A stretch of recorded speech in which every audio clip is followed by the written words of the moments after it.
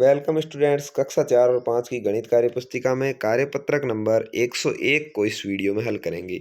दैनिक जीवन में भार से संबंधित समस्याओं को हल करने में गणितीय संक्रियाओं का उपयोग कर पाना।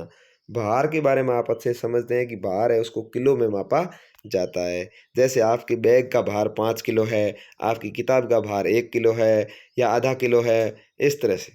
तो चलिए देखते हैं। सबसे पहले आपको पता होगा कि 1 किलोग्राम इस तरह से लिखा आता है। 1 किलोग्राम के अंदर 1000 ग्राम होते हैं, ये आपको ध्यान रखने वाली बात है। यानी 1000 ग्राम से 1 किलोग्राम बनता है। चलिए, मोहन ने दुकान से 23 किलो 500 ग्राम चावल, 12 किलो 500 ग्राम दाल खरीदी। बताइए मोहन ने कुल कितना सामान खरीदा। तो 23 किलो और 12 किलो को एक दूसरे के नीचे रख देंगे, 500 ग्राम और 500 ग्राम को एक दूसरे के नीचे रख देंगे। 500 और 500 ग्राम जोड़ कर कितना हो गया 1000 ग्राम, और 23 और 12 जोड़ा हो गया 35 किलो, यानी 35 किलो 1000 ग्राम। तो 1000 ग्राम होते ही इसका 1 किलो इसके अंदर जुड़ जाएगा, तो हो जाएगा 36 किलोग्राम। ठीक है, तो उसने कुल 36 किलोग्राम सामान खरीदा। 1000 से ऊपर ग्राम होते तो 36 किलोग्राम और इतने ग्राम आगे ऐसे लिख देते।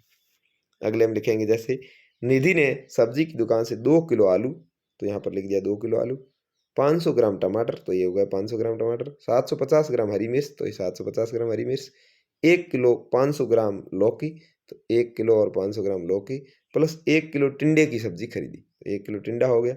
अब देखिए इनको जोड़ना है, तो निधि ने कुल कितनी सब्जी खरीदी, कुल पूछा है मतलब जोड़ है, तो इसको आराम से आप जोड़ सकते हैं। 2 किलो, किलो किलो पहले जोड़ देते हैं, 1 किलो 3 किलो, 1 किलो 4 किलो, ये 4 किलो हो गई। फिर देखिए 500 ग्राम, 500 ग्राम, 1000 ग्राम हो गया, 1000 ग्राम का 1 किलो और हो गया, तो ये 5 किलो हो गई।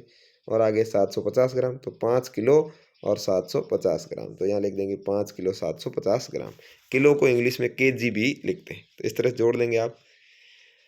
तीसरा सवाल है, संजय ने दुकान से 10 किलोग्राम चीनी खरीदी, परंतु रास्ते में थैली के फट जाने से कुछ चीनी गिर गई। घर पर तौलने से पता चला कि उसके पास 6 किलो 350 ग्राम चीनी शेष है। तो बताइए कितनी चीनी कम हो गई। तो देखिए 10 किलो 00 ग्राम लिख देंगे, फिर 6 किलो और 350 ग्राम बची। तो यहाँ देखिए 00 ग्राम में से 350 ग्राम नहीं जाएंगे, तो यहाँ से 1 किलो उधार लेंगे, तो यहाँ पीछे रह गए 9 किलो, और यहाँ 1 किलो लिया मतलब 1000 ग्राम हो गए। तो 1000 ग्राम में से 350 ग्राम घटे 650 ग्राम, और 9 में से 6 किलो गए 3 किलो, यानी 3 किलो 650 ग्राम चीनी है वो रास्ते में कम हो गई, यानी इतनी चीनी गिर गई। राहुल ने 40 किलोग्राम टमाटर और 10 किलोग्राम आलू खरीदी। उनमें से 3 किलो 500 ग्राम टमाटर सड़ गए। अब उसके पास कितने टमाटर शेष है। तो देखिए आराम से इसको आप हल कर सकते हैं।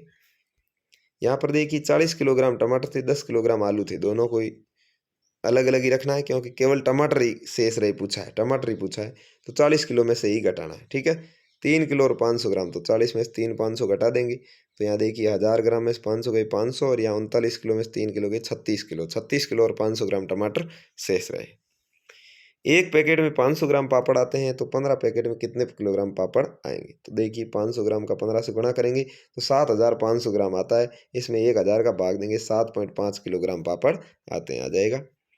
2 किलोग्राम टमाटर 60 रुपये के आते हैं, तो 5 किलोग्राम टमाटर कितने रुपए का आएंगे। तो देखिए 60 का 2 में भाग दो, पहले 30 रुपये प्रति किलोग्राम, और अब 1 किलो के 30 से 5 के पूछे हैं, तो 5 को 30 से गुणा कर दो, 150 रुपये। ठीक है ना। विद्यालय में पोषाहार के लिए एक बच्चे के लिए 150 ग्राम आटे की रोटी बनाई जाती है। यदि किसी दिन 20 छात्र विद्यालय में उपस्थित हो तो पोषाहार बनाने हेतु को कितने आटे की आवश्यकता है। तो अपने क्या करना है, 20 का गुणा 150 से करना है। करेंगे तो कितना हो जाएगा 3000 ग्राम। तो 3000 ग्राम में 1000 का भाग देंगे तो 3 किलोग्राम आटे की आवश्यकता पड़ेगी। ठीक है, तो इस तरह से आपको ये कार्यपत्रक नंबर 101 हल करना है। उम्मीद है आपको बहुत ही अच्छे से समझ में आ गया होगा कि किस तरह से सवालों को, भार वाले सवालों को हल करते हैं। धन्यवाद, जय हिंद।